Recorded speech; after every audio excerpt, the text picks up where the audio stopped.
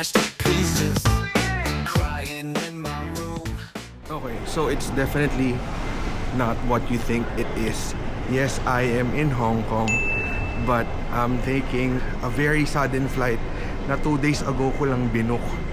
And I'm here today in Hong Kong for a 24-hour layover because I'm going to the coldest capital city in the world, which is Ulaanbaatar, Mongolia.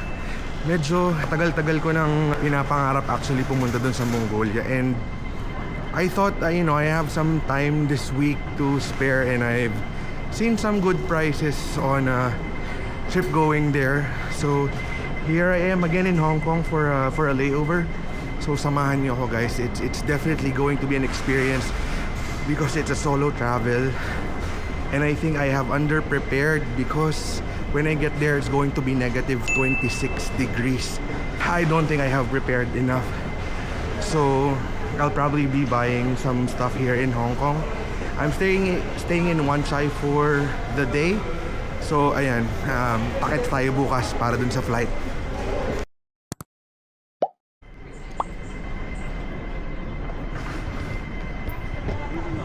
Starting to get real because andito na ako sa airport. We're about to board the plane in a few minutes. We're just waiting for the plane. So before tayo dumating doon sa Ulaanbaatar, let me go ahead and tell you kung ano ba magkano yung mga nagastos ko so far preparation wise going there. So today is a Monday, pero technically Sunday pa lang umalis na ako sa Manila because of the 24-hour Hong Kong layover flight. I did book the flight ng Friday, so parang 2 days na after Friday, 2 days na lang bumiyahe na ako. So ganun talaga kabilis ang mga pangyayari. I booked everything in Agoda. So it's a package, kasama na yung hotel ko na Holiday Inn sa Ulaanbaatar, and then yung flight ko na Cathay Pacific, and then Miat, which is Mongolian airline. Total package is at almost 71,000, and that's for technically 6 days. Okay, and then next, I did buy an eSIM via Klook sa Mongolia. Minake sure ko na medyo mas mahaba siya compared dun sa 6 days. So I bought a 7-day unlimited data to sa Mongolia for 3,600. It's a little bit expensive than usual. When I get to Ulaanbaatar, purchase, or I did rent a car via UB services. Nakuha ko naman yun sa Get Your Guide. It's another app, parang Klook din siya. So it's for 65, I think for 2,000 pesos. For 2,000 pesos, pick up service na siya from airport to the hotel. Medyo malayo kasi yung airport doon sa Sukbar, which is yung parang tip mga Manila, yung city na maraming ganap. I have a tour this coming Thursday, however na-cancel siya. It's a tour going to the Genghis Khan statue, tas marami pang inclusive yun. Na-cancel because of unfavorable weather daw. So technically wala akong gagawin sa Thursday, pero meron akong isang ginawa. Nag-rent din ako dun sa UV services on Tuesday naman. For $65. It's an 8-hour private tour. Ikaw na bahala kung saan pumunta within the 30-kilometer radius ng Ulaanbaatar. Ikaw na magsiset kung saan mo gustong pumunta. So it's an 8-hour service. So yun so far. Pero ang pinaka-importante I think yun, yung ticket ng eroplano and then ng hotel package via Agoda is for 71,000. So ayan, antayin nyo na lang. Antay tayo maya-maya. Halos magbo-board na rin tayo.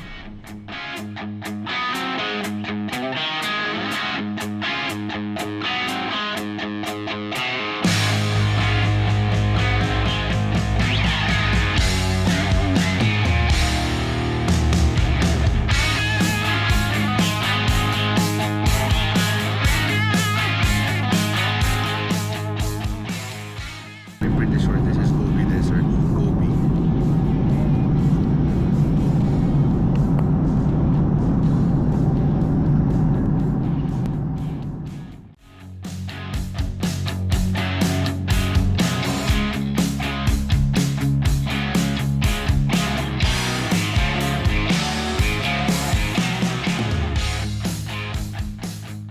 So I'm here sa loob ng airport. 3 patong, negative 26 degrees. Kaya pa naman. Wala pa akong hand gloves. So far sa loob ng airport. Sabi, usok na. Ewan ko, hiningal ako. So, i-meet natin yung driver na nirent ko. I'll withdraw money and get out of immigration. And then, oh, I forgot, pick up my baggage. So, in fairness, pagdating naman dito, onting lakad lang, andun na yung immigration. And sobrang bilis ng proseso. Tarang tinanong lang ako, are you here for tour? Are you a tourist? Do you have a visa? Sabi ko, no visa because I don't think we need one. And yeah, tinatakan agad. And here I am, just gonna pick up my baggage and head out to the hindi, mag-withdraw muna tas driver. Nako kung bagahe ko. Di ko mahawakan yung metal. So, sobrang lamig ng bagahe, yung bakal part. Diyos ko po, paano paglabas ko nito? Ay, parang maliit lang siya na airport kasi halos ilang step lang Uy, teka lang, andito na ako. Oh, so, Christian Lee. Hi, sir. Okay. So, ayan yung pick up ko. May pangalan ako kasi. So, yan yung driver ko papuntang hotel. So, wait. Sir, hi. Where can I... my name is David. Hi, sir. Where can I get money? Like ATM? ATM from hotel. Oh, okay. Can I just withdraw money? Can I just withdraw money first? Yes. Okay, thank you. May I get your luggage? Okay, sir. Maximum withdrawal is at 400,000 Tugrish, which is yung currency nila. Right about 6,600 pesos. Oh my, now I'm going out. Oh. What the fuck? Oh. Oh God. What the heck? Ooh. I can't explain. Grabe, nandito na ako. Yeah, kaya naman. Kaya nang actually naka-apat ako na patong ngayon sa pang-itaas. Oh my God. I feel something in my nose. Malamig lang ngayon sa paa kasi yung paa ko 2 patong lang. Masakit sa ilong. Parang tumitigas yung buhok ko sa ilong. Wow. So ayan, sakay na muna ako sa taxi. Wow. Gosh. Tumitigas yung buhok ko sa ilong. Wow. Okay, I forgot to mention, the name of the airport is Genghis Khan International Airport. I'm just trying to feel it and enjoy it for the first time in my life. I'm speaking, actually not first time. I encountered winter but not this cold. Grabe. Yun lang nararamdaman ko. Yung buhok ko sa ilong tumitigas. Like sobrang tumitigas. Pero I'm enjoying it right now. Grabe. So ito yung taxi na maghahatid sa akin. May nakaharang lang na nakapark kaya hindi pa kami makaalis. So I'm just trying to enjoy things right now. Wow.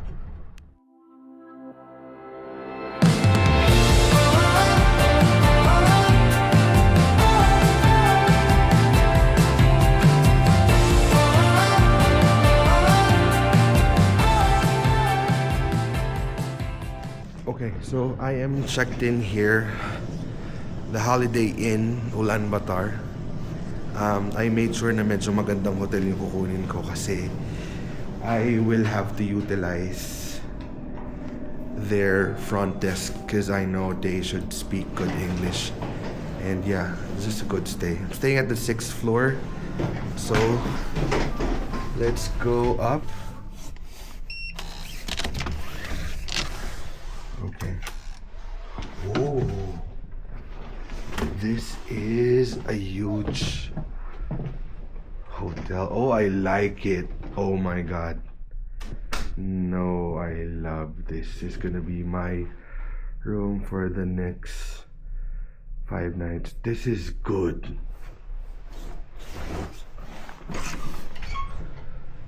Oh my God, I have some That's nice. Maniwala kayo sa hindi, kahit negative 26 dito, naligo pa din ako. I had a very very good conversation with the cab driver, which yung pangalan niya Tamba na lang yung nabanggit ko. Pagkasabi Tamba, may may parang ewan ko, may marami talaga silang mga hindi ko ma-pronounce na words, kahit pati mga pangalan ng lugar and all. So few things I learned. Number one, yung traffic dito, grabe ang traffic. Like we spent 2 hours traveling from the airport to the hotel.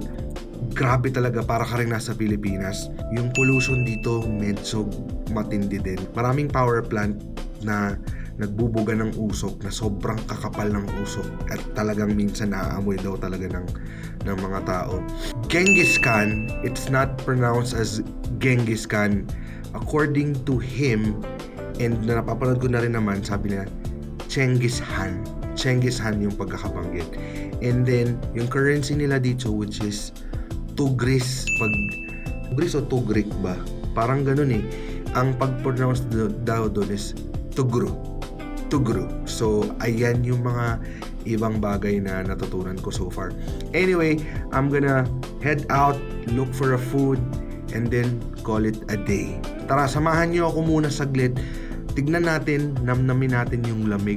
Tignan natin kung kakayanin ko na mag-isa na lumabas kasi. So, we're officially out. There is a Chinese restaurant near the area. Oh, kaya naman. So far, it's negative 26 or 27. I'm not sure. So far, I can make it. Yun lang talaga, naiirita lang talaga yung ilong ko sa ano. Talagang naninigas siya. Tapos parang feeling mo na magkukulangot. Wow. Okay, let's go.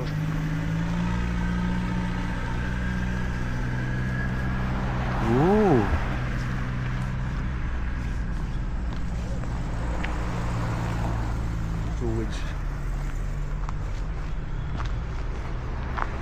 So we're trying to look for a restaurant. May nakita na ako doon kanina, Chinese, pero kakagaling ko lang ng Hong Kong eh. So let's probably try a different one. Yeah. Lakad-lakad tayo. Snow is everywhere. Ang mahirap lang paglakad kasi medyo madulas ang daan. So there's a convenience store. Siguro magko-convenience store na lang muna ako para makabili ako ng mga kung ano-ano. Another thing na medyo mahihirapan tayo dito is yung sulat nila ay hindi talaga maintindihan. Like, I don't know if it's may pagka-mix ng Russian. Like, this is a sample. Oh. Ang hirap niya talaga maintindihan. Tapos wala. Pero marami namang English, pero mas lamang talaga yung sulat nila. Of course, taga dito sila. Tayo mag-adjust. Hey guys, good morning. So day number 2. Time check, it's 6:20 in the morning. 6 o'clock and it's still dark outside, like pitch dark. Wala pang sign na lalabas si Haring Araw. So I really haven't seen the sun I haven't seen morning here in Ulaanbaatar, and right now it's negative 33. So I just sad. I worked last night for a few hours and I'm still gonna be working, so we'll take breakfast, and then today I'll be picked up by UB Services, private taxi siya. I'll be roaming around the city, yung mga museum, yung mga basic na kailangan puntahan. So, samahan nyo ko today, negative 33. Sana pumuti ako dito. I just met my driver now. Sorry, I'm just kind of recording everything, so thank you. Okay, so my first out. Whoa. Okay, so this is where. Okay. Woo. Look at that. Good morning, Ulaanbaatar. Wow. Let's go. Philippines, yeah. So it's good that Sir Shine gave me suggestions on where to go, but definitely one of the first places we have to go today is the Genghis Khan Square, right? Genghis Khan Square, yeah.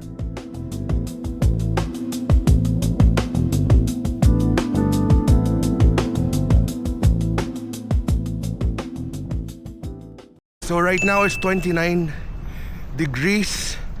I'm wearing 3 thick layer of clothes on the upper, which is okay. I'm wearing 2 layers pambaba. Kaya naman, but the problem is the endurance, kung hanggang kailan ko makakayanan.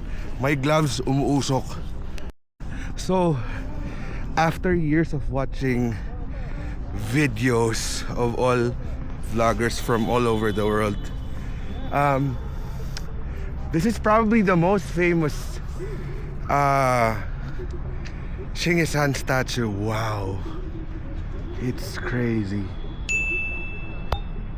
Oh, that is just nice. Look at that. So when you hear Mongolia, the first thing that will come to your mind is Genghis Khan. He's their great leader from the past that united Mongolia and helped conquer territories. That's why they respect him so much. Look at that. So this is the Genghis Khan Square. Yeah. Look at that.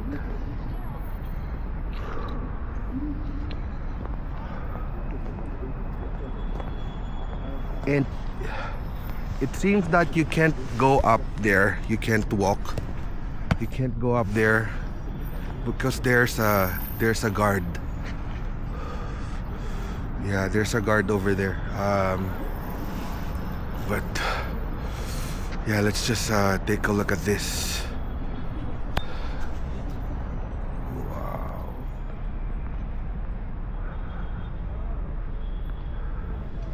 Yan, may nagbabantay sa kanya.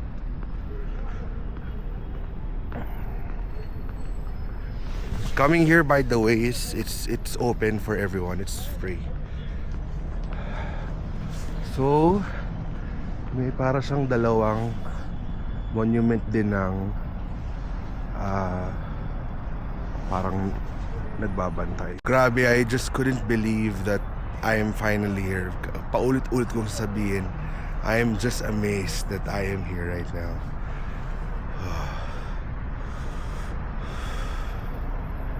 Grabe. So far, probably been out for 10, 15 minutes. I can endure the coldness naman, but you have to get used to it stings in the nose, really. Paulit-ulit ko sabihin, it stings in the nose. Yung nasal hair mo talaga tumitigas. But I'm getting used to it. Other than that, my hands, hindi naman ganun kakapal. Hindi ganun kakapal yung gloves ko, pero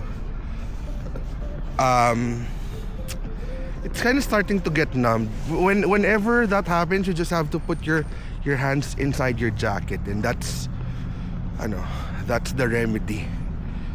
Oh. Yan. Nagda-dark na yung aking transition glasses. Yeah, good thing I did not decide to walk and decided to get a private car, because honestly, I don't think you'll be able to endure to be out 30 minutes. My face is starting to feel numb, and it's not good. Grabe, pati labi ko nakakapal. Ang sakit na sa mukha.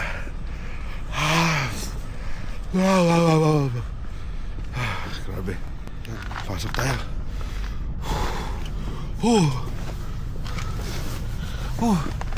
That's cold. You really can't go out that long, right? You can't go out too long. Next stop, we're going to the Genghis Khan Museum. So look at the snow. Dito kami sa parking area. Oh, it's slippery. You have to be careful kasi madulas ang kalsada. Nakakadapa yung snow, promise. This is the museum. Wow.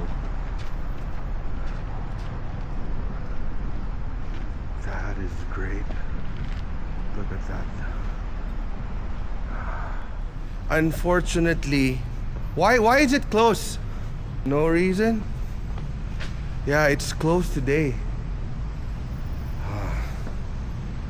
Oh, that sucks. But that's okay. I'll just drop by tomorrow. So things aren't going as planned. Two of the museums that we're going to today are closed because it's a holiday here in Mongolia. So I couldn't. Tomorrow as well, Genghis Khan is closed. Tomorrow, Yeah, close. open. Tomorrow. Oh, tomorrow open. Okay. So dahil sarado naman ang mga museum, we're going to a mall here. It's called the State Department Store. So let's see what's inside. It's like your typical mall. This is where you can actually get some souvenirs. Wow. Okay, let's go. Let's try to look for one souvenir. So I got few stuff na souvenir. I'm not gonna get many here because I doubt that this is the best place to shop for souvenir because it's a department store. I think there should be like a mini Changi na pwedeng puntahan for that. But yeah, I'll still try to look for more. But it's cheap, guys. Hindi siya mahal.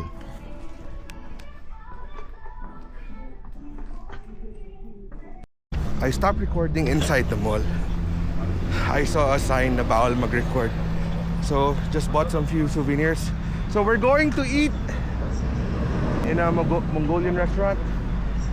Okay, let's go.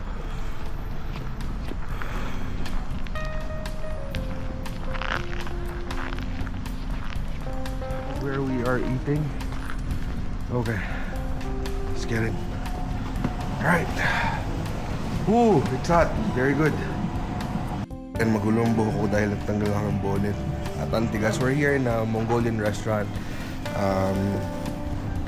My friend ordered already for us. So, there you go. Let's try some Mongolian food. Is this milk? Yes, milk. Milk. Okay. Milk tea. Yes, cow milk. Oh, cow milk.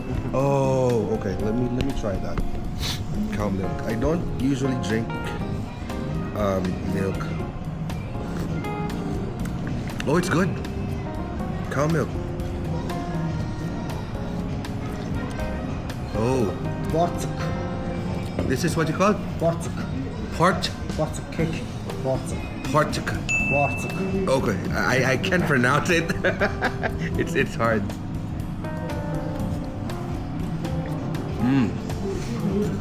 May kalasa sa bakery ng Pilipinas.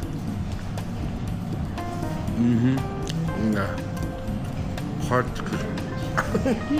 I just can't pronounce it. Is it like dumplings? What do you call this? Huh? What is this? Paish. Paishi. Paish. Ot. This one is Ot. Ord. Ot. I still can't pronounce it. And this is the one I ordered, right? Soup. Soup. Okay.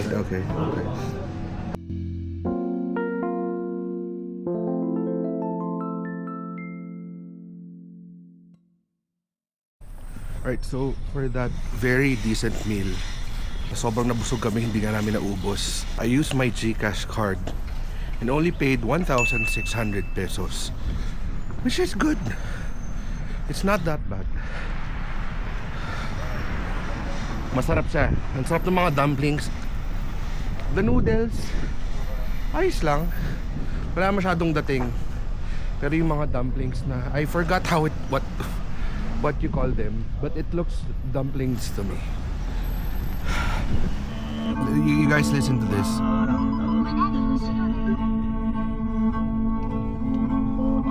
Yung mga Mongolian music, actually nalaman ko to sa pinsan ko, yung throat singing. It's called homing. And it's their technique. It's a very, very distinct technique of Mongolian singing. So, grabe no, ang galing. And then, kanina, he was letting me try it. I just can't. Oh, it's hard. It's hard. Oh, homie. So now we're going inside at a temple. It's called, I don't know, Canton Temple daw. So it's actually near where I'm staying. I'm staying over there sa Holiday Inn. So this is the temple at the back. And then, oh, right in front is a massive view of mountain, which is so look.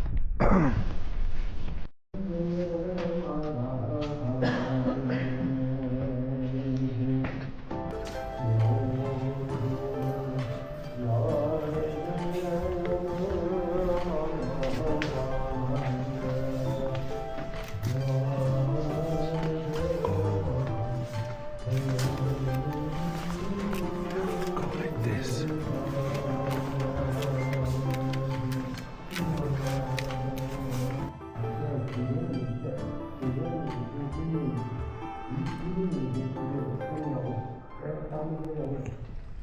You respect. It's Buddhist, right? Yeah. Generalistic bu. Generalistic. Okay. So when you go there and when you get out, you say that Om Mani Padme Hum 3 times. Om Mani Padme Hum. Oh, that's nice. I'm learning. I saw this place a while ago and I couldn't make pass through. Look at this. Wow. Wow. Look at that. Look at that. Woo. How much? 2,000. Okay, I'll pay. I'll pay later. Okay. Okay. I'll pay. Okay. Tara na.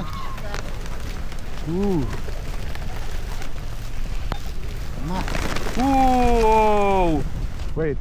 Can you do that again? I'll take a video here.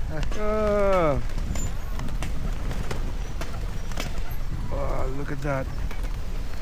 Yeah, one more time. Sorry. There you go. Woo!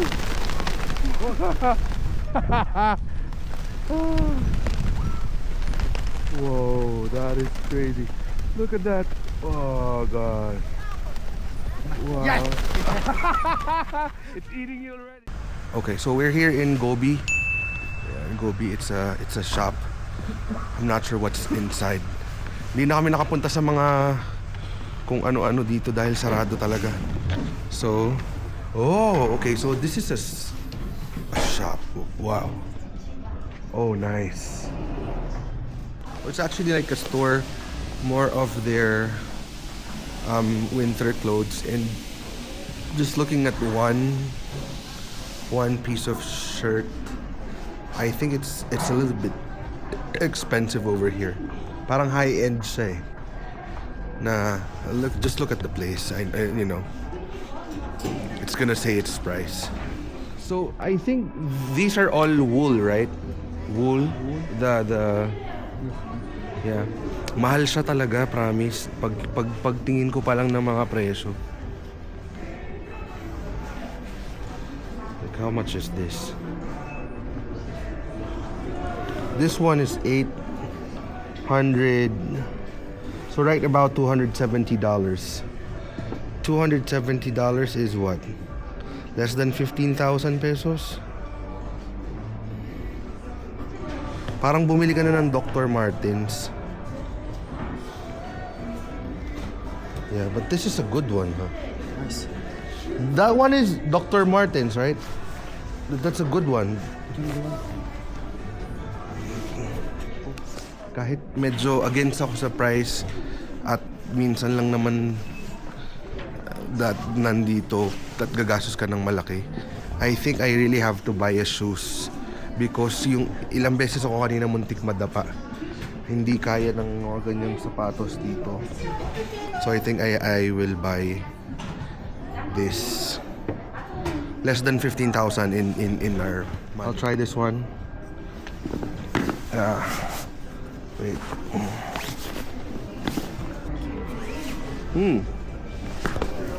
It's sold. Yeah. Ang weird. Size 11 ako talaga pero dito size 10 ako. This is a heater. Okay. Oh, nice. Oh, okay. So after discount, it's only like 10,000 na lang. Kasi may discount pala. So which is good.